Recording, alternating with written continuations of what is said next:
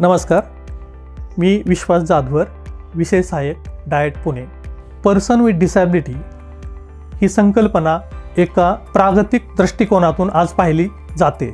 पूर्वी दिव्यांग बांधव किंवा पर्सन विथ डिसॅबिलिटीज हे केवळ देणगी आणि दयेच्या आधारावरती आपले जीवन जगत असत. मात्र अलीकडच्या काळामध्ये आपण पाहतो की पर्सन विथ डिसॅबिलिटी ॲक्ट 1995 त्याचबरोबर RPWD ॲक्ट 2016 हे कायदे पास झाल्यावरती या दिव्यांग बांधवांना केवळ दया आणि चॅरिटी याच्या आधारावर न सोडता दिव्यांग बांधवांसाठी किंवा पर्सन विथ डिसॅबिलिटीजसाठी हक्क आधारित दृष्टिकोन किंवा राईट बेस्ड अप्रोच हा स्वीकारलेला आहे आणि तो वेगवेगळ्या खटल्यामधल्या निकालपत्रामधून आपल्याला पाहायला मिळतो.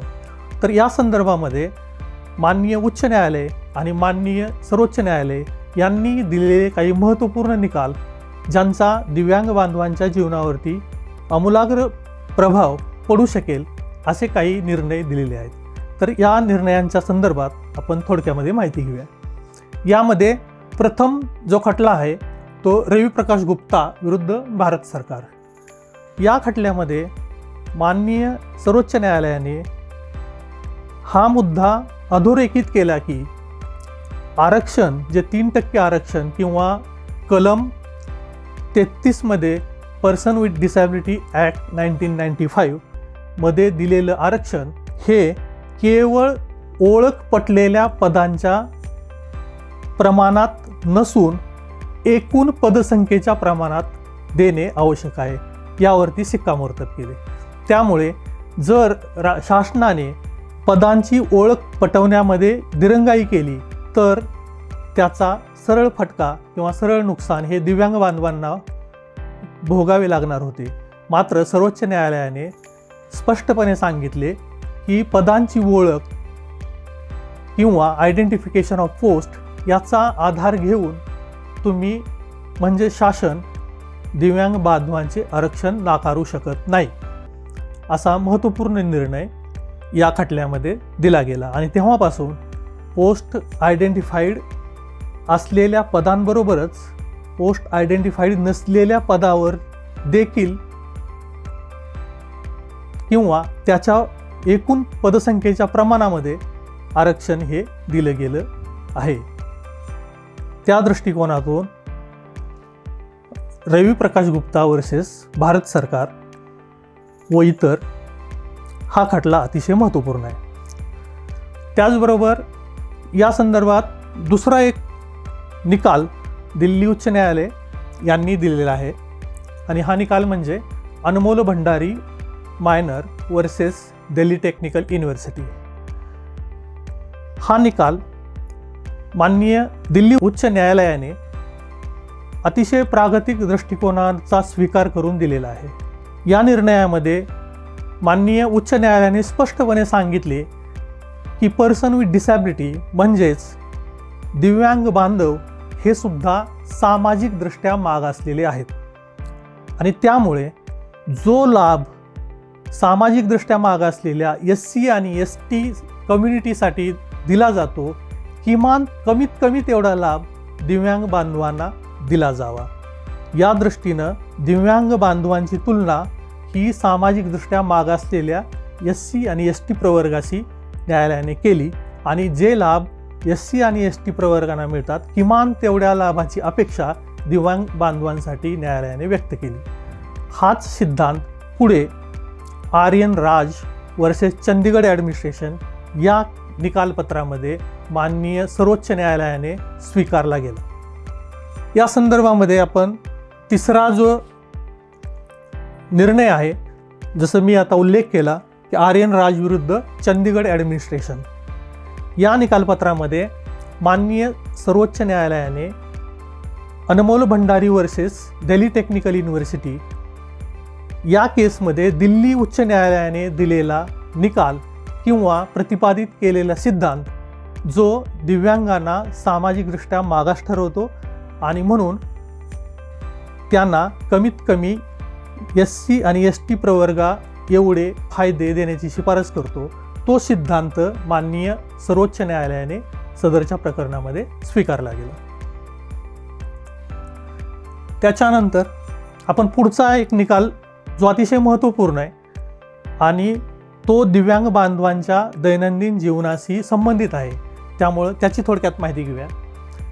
डेफ एम्प्लॉईज वेलफेअर असोसिएशन विरुद्ध भारत सरकार व इतर या खटल्यामध्ये माननीय सर्वोच्च न्यायालयाने अतिशय महत्त्वपूर्ण निवाडा केला गेला. यामध्ये न्यायालयाने स्पष्टपणे सांगितले की दिव्यांगत्वाचे जे उपप्रकार आहेत किंवा वेगवेगळे प्रकार आहेत त्यांच्यामध्ये कुठल्याही प्रकारचा शासन भेदभाव करू शकणार नाही. सर्व प्रकारचे दिव्यांगत्व हे किंवा वेगवेगळ्या प्रकाराच्या दिव्यांग व्यक्तींना एक समान मानले गेलं पाहिजे आणि त्यामुळं शासकीय लाभ किंवा सवलती देताना या बांधवांमध्ये कुठलाही भेदभाव करता येणार नाही. All person with disabilities are treated as alike. संपूर्ण प्रवर्गांना एक समान वागणूक दिली जावी अशा प्रकारची सूचना या निकालपत्रामधून दिलेली आहे.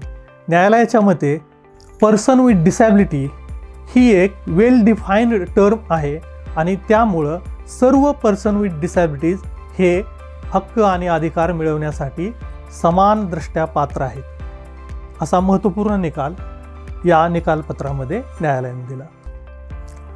त्याचबरोबर पुढचा एक महत्त्वपूर्ण निकाल आपण पाहूया. Delhi Transport Corporation versus Harpal Singh या केसमध्ये माननीय दिल्ली उच्च न्यायालयाने अतिशय महत्त्वपूर्ण सिद्धांत सांगितला गेला. माननीय न्यायालयाने सांगितले की जेव्हा एखादा खटला न्यायालयामध्ये प्रलंबित असेल आणि त्याचवेळी त्याच संदर्भातल्या कायद्यामध्ये पार्लमेंट किंवा कायदेमंडळाने दुरुस्ती करून काही लाभ किंवा फायदा सर्वसामान्य नागरिकांना जर दिला असेल तर तो लाभ आणि फायदा याचिकाकर्त्याला पण मिळाला पाहिजे. अशा पद्धतीनं मिळालेल्या लाभाला पूर्वलक्षी प्रभाव मानता येणार नाही, म्हणजेच रिट्रोस्पेक्टिव्ह ॲप्लिकेशन मानता येणार नाही, असा अतिशय महत्त्वपूर्ण निकाल दिला गेला. त्यामुळे एखादे खटला प्रलंबित असताना जर काही अधिकार मिळाले तर ते अधिकार त्या व्यक्तीला मिळतील आणि त्यांना पूर्वलक्षी प्रभाव मानले जाणार नाही, अशा पद्धतीचा महत्त्वपूर्ण निकाल या खटल्यामधून माननीय दिल्ली उच्च न्यायालयाने दिला. पुढचा महत्त्वपूर्ण निकाल भारत सरकार विरुद्ध नॅशनल फेडरेशन ऑफ ब्लाइंड हा माननीय सर्वोच्च न्यायालयाने दिलेला महत्त्वपूर्ण निकाल आहे. या निकालामध्ये दिव्यांगांच्या अनेक समस्यांवरती प्रकाश टाकण्यात आला आणि अतिशय प्रागतिक दृष्टिकोनातून पर्सन विथ डिसॅबिलिटी किंवा दिव्यांग बांधवांच्या पुनर्वसनाकडे, त्यांच्या नोकऱ्यांकडे, त्यांच्या समानतेच्या वागणुकीकडे विशेषत्वाने न्यायालयाने टिप्पणी केली आणि यामध्ये महत्त्वपूर्ण सिद्धांत मांडला की जो रविप्रकाश गुप्ता वर्सेस भारत सरकार या खटल्यामध्ये जो दिल्ली उच्च न्यायालयाने निकाल दिला होता तो निकाल या खटल्यामध्ये वैध ठरवला गेला आणि आरक्षण देताना ते केवळ आयडेंटिफाईड पोस्टच्या प्रमाणात न देता एकूण पदसंख्येच्या प्रमाणावरती दिलं जावं यावरती शिक्कामोर्तब केलं गेलं. या अनेक दृष्टीने हा निकाल अतिशय महत्त्वपूर्ण आहे. त्याचबरोबर आपण आणखीन एक पुढचा निकाल जो दिल्ली उच्च न्यायालयाने दिलेला आहे आणि तो अलीकडच्या काळामध्ये दिलेला आहे तो अतिशय महत्त्वपूर्ण आहे. हा निकाल प्रामुख्यानं जे मानसिक रोग किंवा मेंटल इलनेसेस या दिव्यांगत्वाच्या प्रकारानं बाधित झालेल्या लोकांसाठी हा अतिशय महत्त्वपूर्ण निकाल आहे आणि या निकालपत्रामध्ये दिल्ली उच्च न्यायालयाने स्पष्टपणे सांगितले की मानसिक रोग किंवा आजार असलेल्या व्यक्तीला केवळ त्याच्या आजारामुळं त्याला नोकरीच्या अधिकारापासून वंचित ठेवता येणार नाही. त्याचबरोबर आरक्षण हा त्याचा मूलभूत अधिकार आहे, त्यामुळं त्याच्या आरोग्याच्या कारणावरून त्यांना नोकरी नाकारता येणार नाही, असा अतिशय महत्त्वपूर्ण निर्णय या संदर्भात माननीय दिल्ली उच्च न्यायालयाने दिलेला आहे. आणि हा निकाल आकांक्षा सिंग केसमध्ये माननीय सर्वोच्च न्यायालयाने सुद्धा वैध ठरवलं आहे आणि दिल्ली उच्च न्यायालयाने दिलेला निकाल सर्वोच्च न्यायालयाने मान्य केलेला आहे. अशा पद्धतीनं आपण पाहतो की दिव्यांगत्वाच्या वेगवेगळ्या प्रकारांकडं सरकार, न्यायालय हे अतिशय सकारात्मकतेने पाहत असून दिव्यांगत्वासंदर्भात असलेली समाजामध्ये जी विशिष्ट नकारात्मक धारणा आहे ती धारणा पुसण्याचा अतिशय प्रभावी प्रयत्न या निकालपत्रामधून माननीय न्यायालयाने केलेला आहे.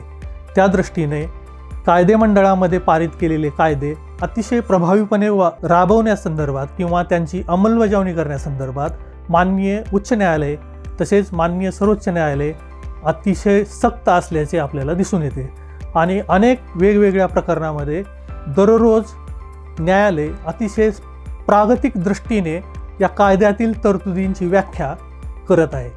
त्यामुळं येणाऱ्या काळामध्ये न्यायपालिका आणि कायदेमंडळ त्याचबरोबर कार्यपालिका यांच्या प्रत्येक निर्णय प्रक्रियेमध्ये दिव्यांग बांधवांचा विचार केल्याशिवाय ही प्रक्रिया पुढे जाणार नाही याची काळजी घेतली जात आहे.